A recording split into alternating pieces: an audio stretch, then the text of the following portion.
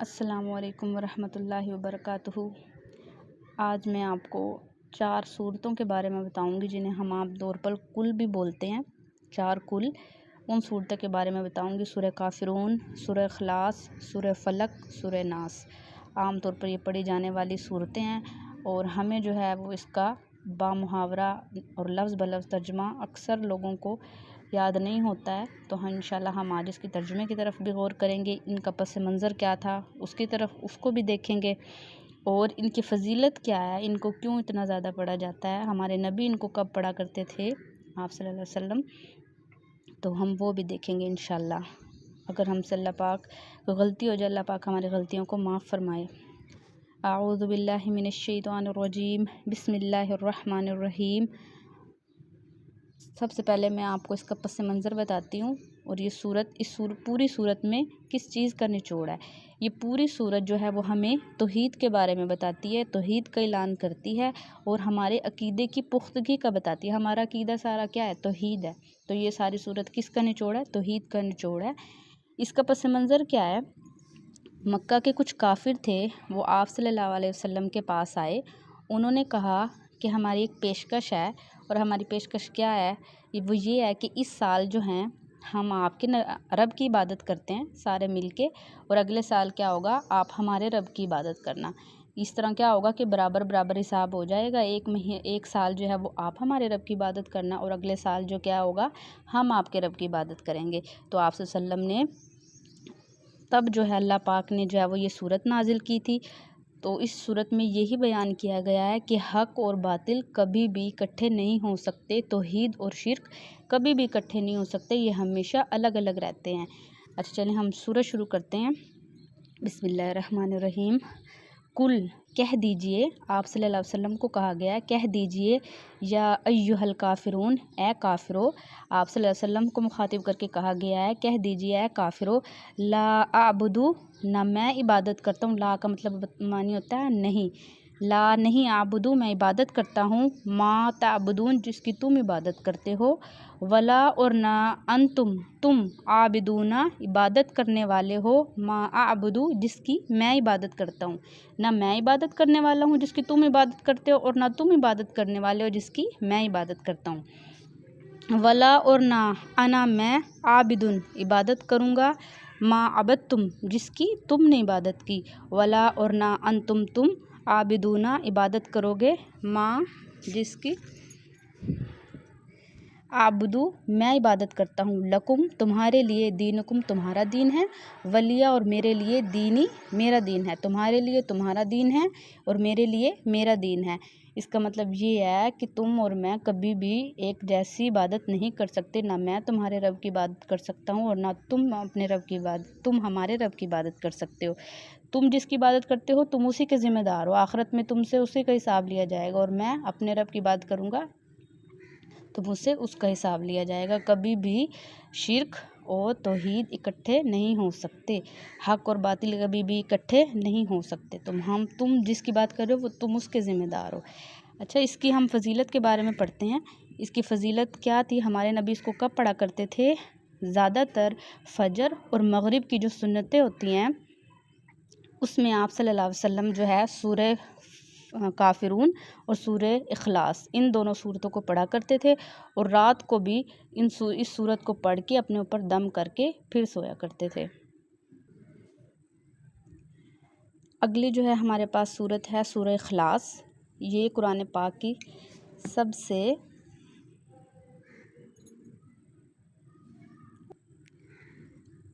سے الگ صورت ہے، جس میں اللہ پاک کی صفات بیان کی گئی ہیں، اللہ پاک کس طرح کے ہیں۔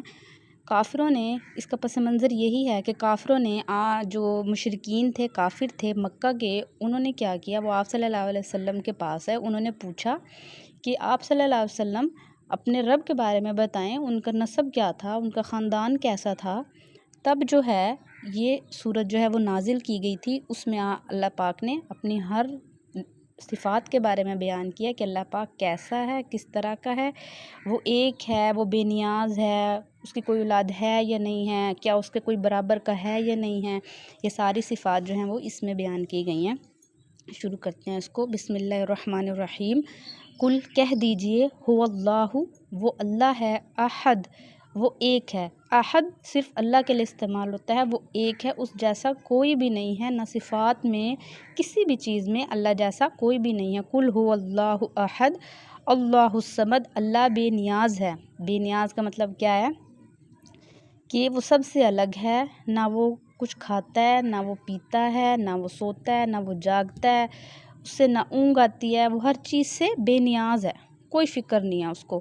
لم یلد نہ ہی اس کی کوئی اولاد ہے، ولم یولد اور نہ ہی وہ کسی سے پیدا کیا گیا ہے، مطلب وہ دونوں چیزوں سے پاک ہے، نہ اس کی کوئی اولاد ہے نہ وہ کسی کی اولاد ہے۔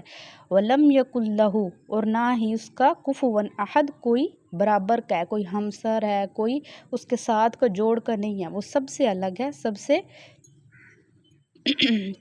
مختلف ہے، اس جیسا کوئی بھی نہیں ہے۔ سورہ اخلاص کی فضیلت میں یہ آتا ہے کہ آپ صلی اللہ علیہ وسلم نے فرمایا کہ سورہ اخلاص قرآن پاک کا 1/3 حصہ ہے۔ اس کا مطلب یہ ہے کہ اگر کسی نے یہ سورت ایک دفعہ پڑھ لی تو اس نے ایک قسم کا قرآن پاک کا 1/3 حصہ پڑھ لیا، اس کی اتنی زیادہ فضیلت ہے۔ اور آپ صلی اللہ علیہ وسلم رات کو سونے سے پہلے سورہ اخلاص، سورہ کافرون، سورہ ناس، سورہ فلق، چاروں سورتوں کو جو ہے وہ پڑھ کر سویا کرتے تھے۔ اگلی ہم سورت جو ہے وہ شروع کرتے ہیں، سورہ فلق۔ بسم اللہ الرحمن الرحیم۔ کل کہہ دیجئے اعوذ میں پناہ مانگتی ہوں، میں پناہ میں آتی ہوں، برب الفلق رب کی، فلق صبح کے پیدا کرنے والے، صبح کا پیدا کرنے والے رب کی پناہ میں آتی ہوں۔ کل کا مطلب ہوتا ہے کہہ دیجئے، کہہ دیجئے میں پناہ میں آتی ہوں صبح کے رب کے پیدا کرنے والے کی۔ من شرری، من کا مطلب ہوتا ہے سے، من شرری شر سے، ما خلقا جو اس نے مخلوق پیدا کی اس کے شر سے میں پناہ میں آتی ہوں۔ ومن شرری اور شر سے، غاسقن اندھیرے کی، اذا وقبا جب وہ چھا جائے، اندھیری رات کی یا اندھیرے کی شر سے جب وہ وقبا چھا جائے۔ ومن شرری اور شر سے، نفاثاتی پھونکے مارنے والے، جیسے جادو وغیرہ ہوتا ہے اس طرح، نفاثاتی پھونکے مارنے والوں کے شر سے، فی العقدی گیروں میں، گیرے جو مطلب یہ ہم اپنے زبان میں جیسے گانٹھ کہتے ہیں، دھاگے کے اندر جس طرح آ جاتی ہے وہ والی گیروں، ان کی گیروں میں پھونکے مارنے والوں کے شر سے۔ ومن شرری اور شر سے، حاسدن حسد کرنے والے کی، اذا جب حسدا وہ حسد کرے۔ اس صورت میں اللہ پاک نے رات کے اندھیرے کا ذکر کیا ہے۔ رات کے اندھیرے کا کیوں ذکر کیا گیا؟ کیونکہ زیادہ تر جو ہمارے غلط کام ہوتے ہیں، جو کوئی موذی جانور ہوتے ہیں، کوئی برے خیالات ہوتے ہیں، وہ سب کیا ہوتے ہیں؟ وہ رات کے وقت آتے ہیں، تو اس وجہ سے یہاں رات کا ذکر کیا گیا ہے کہ میں رات کے اندھیرے سے اللہ تعالیٰ کی پناہ میں آتی ہوں۔ اور اس صورت میں گروہ کا ذکر کیا گیا ہے جس پہ پھونکے مارتے ہیں۔ کچھ لوگ جو ہے وہ جادو ٹونے میں جو ہے وہ بہت زیادہ ملوث ہوتے ہیں، ان کے جو ہے وہ شر سے پناہ مانگی گئی ہے، کیونکہ انسان کے بس میں یہ چیز نہیں ہوتی ہے۔ اللہ پاک سے جو ہے وہ اس چیز کی پناہ مانگنی چاہیے انسان کو۔ اور حسد کیا ہوتا ہے؟ حسد وہ ہوتا ہے کہ جب کسی کی خوشی کو انسان دیکھ کے اور وہ یہ کہے کہ یہ اس سے چھن جائے خوشی، تو یہ چیز کیا ہوتی ہے؟ یہ حسد ہوتی ہے۔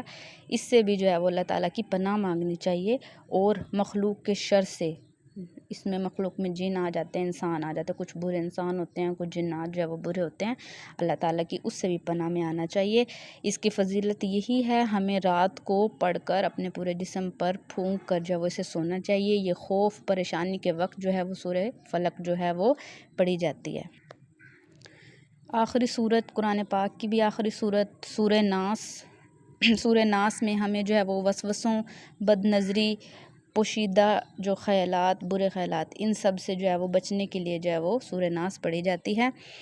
شروع کرتے ہیں اس کا ترجمہ۔ بسم اللہ الرحمن الرحیم۔ کل کہہ دیجئے اعوذ میں پناہ مانگتی ہوں، برب الناس لوگوں کے رب کی، یا کہہ دیجئے میں پناہ میں آتی ہوں لوگوں کے رب کی، مالک الناس مالکی مالک ہے جو پیدا کرنے والا ہے، ناسی لوگوں کا، لوگوں کو پیدا کرنے والا ہے یا لوگوں کا مالک ہے، الہ الناس جو لوگوں کا الہ ہے، معبود ہے، خدا ہے، اللہ ہے جو لوگوں کا الہ ہے، من شرری اس کے شر سے، وسوسے جب وہ وسوسے ڈالے، من شر اس کے شر سے، جب وہ وسوسے ڈالے، خناس پیچھے ہٹ جانے والے کی۔ میں اس کا آپ کو پورا جو ہے وہ با محاورہ بھی بتاتی ہوں اور اس کا مطلب بھی بتاتی ہوں۔ اس کے شر سے وسوسی، جو وسوسے ڈالتا ہے، خناس پیچھے ہٹ جانے والے۔ وسوسے ڈالنے والا کون ہے؟ شیطان ہے۔ یہاں شیطان کا ذکر کیا گیا ہے کہ اس کی شیطان کی پناہ میں، شیطان کے شر سے اللہ تعالیٰ کی پناہ میں آتی ہوں کہ جب وہ وسوسے ڈالتا ہے۔ اور خناس پیچھے کب ہٹ جاتا ہے؟ جب ہم اللہ تعالیٰ کا ذکر کرتے ہیں یا ہم کوئی سورت پڑھتے ہیں یا ہم کہتے ہیں اعوذ، میں پناہ میں آتی ہوں، تو پھر کیا ہوتا ہے؟ خناس وہ پیچھے ہٹ جاتا ہے، دب کر بھاگ جاتا ہے۔ الذی، وہ جو یوسوسو وسوسے ڈالتا ہے، فی صدور الناس، صدوری ہوتا ہے دلوں میں، لوگوں کے دلوں میں وسوسے ڈالتا ہے۔ کون ڈالتا ہے؟ شیطان ڈالتا ہے۔ اس کی کیا ہے؟ میں پناہ میں آتی ہوں، اعوذ، میں اللہ کی پناہ میں آتی ہوں اس سے جو وسوسے ڈالتا ہے لوگوں کے دلوں میں۔ من الجنتی، جنوں سے، والناسی، اور لوگوں سے، لوگوں اور جنوں کی بھی، ان کے شر سے بھی اللہ تعالیٰ کی پناہ میں آتی ہوں۔ اس صورت میں اللہ تعالیٰ کی صفات بھی بیان کی گئی ہیں۔ اللہ تعالیٰ کی 3 صفات بیان کی گئی ہیں۔ کیا؟ برب الناس، وہ لوگوں کا رب ہے، پیدا کرنے والا ہے۔ مالک الناس، لوگوں کا مالک ہے۔ الہ الناس، لوگوں کا الہ ہے، معبود ہے۔ پھر شیطان کے بارے میں بتایا گیا ہے کہ شیطان سے پناہ مانگتی ہوں، اللہ تعالیٰ کی پناہ میں آتی ہوں شیطان کے شر سے۔